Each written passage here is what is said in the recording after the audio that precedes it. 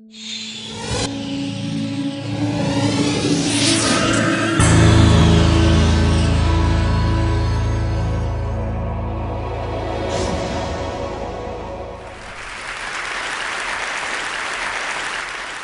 name is Joshua Walters. I'm a performer.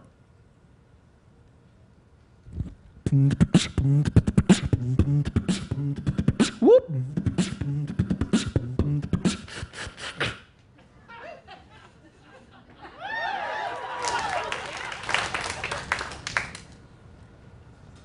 But as far as being a performer, I'm also diagnosed bipolar.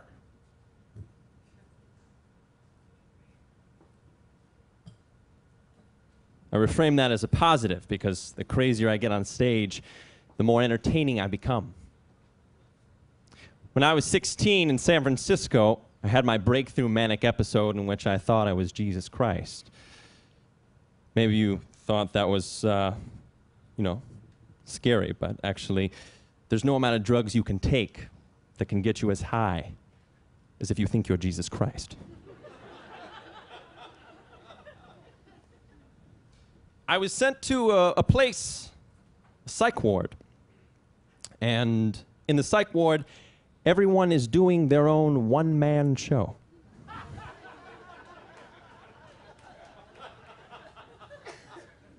There's no audience like this to justify their rehearsal time. They're just practicing. One day they'll get here. Now, when I got out, I was diagnosed and I was given medications by a psychiatrist. Okay, Josh, why don't we give you some Zyprexa, okay? At least that's what it says on my pen.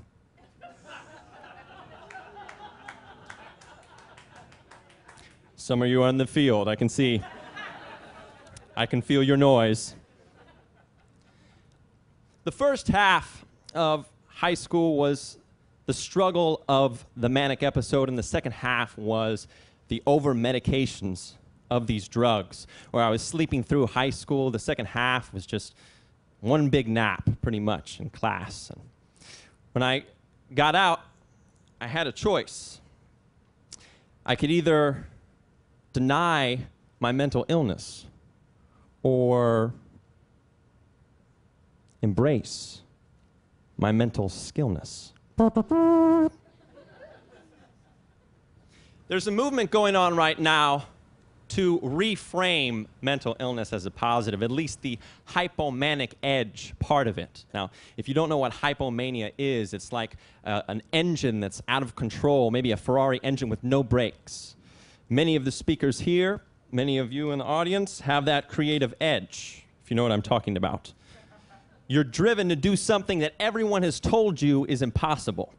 And there's a book, John Gardner wrote this book called The Hypomanic Edge, in which Christopher Columbus and Ted Turner and Steve Jobs and all these business minds have this edge to compete.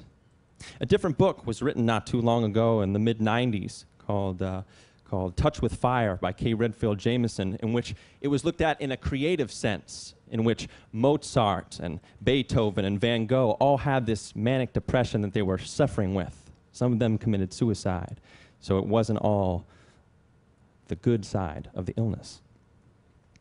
Now, recently, there's been development in this field, and there was an article written in the New York Times, September 2010, that stated, it's just manic enough. Just be manic enough, in which investors were looking for entrepreneurs that had this kind of spectrum, if you know what I'm talking about. Not maybe full bipolar, but they were in the bipolar spectrum. Where on one side, maybe you think you're Jesus. And on the other side, maybe they just make you a lot of money. Your call, your call. And everyone's somewhere in the middle. Everyone's somewhere in the middle. So maybe, there's no such thing as crazy. And being diagnosed with a mental illness doesn't mean you're crazy, but maybe it just means you're more sensitive to what most people can't see or feel. Maybe. No one's really crazy, but everyone is just a little bit mad.